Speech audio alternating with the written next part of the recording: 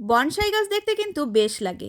আজকে আমি এই গাছটা দিয়ে শুরু করতে চলেছি। তবে বনসাই গাছ তো আর একদিনে হয় না, অনেক বছর সময় লাগে আর তার পিছনে অনেক খাটনি লাগে। এই গাছটা আমি তুলে এনেছি একটা গাছের গর্তের ভিতর থেকে। এই যে নারকেল গাছ, এই নারকেল গাছের গর্তের ভিতরেই ওই গাছটা ছিল।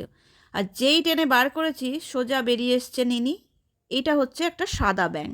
সাদা ব্যাঙ আমি আমার লাইফে কখনোই দেখিনি, জানি না এটার কোনো আলাদা নাম আছে কিনা।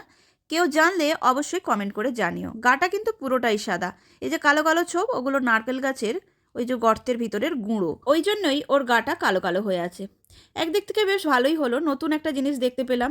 পৃথিবীতে এমন অনেক জিনিস আছে যা তো আমরা সবাই সবসময় দেখে উঠতে পারি না, তাই বিলুপ্ত হয়ে যাওয়া কোনো প্রাণী দেখতে পেলে তো বেশ ভালোই লাগবে, তাই না? এদিকে আমি যে বনসাই করার জন্য গাছটা নিয়েছি, সমস্ত শিকড় কেটে দিলাম।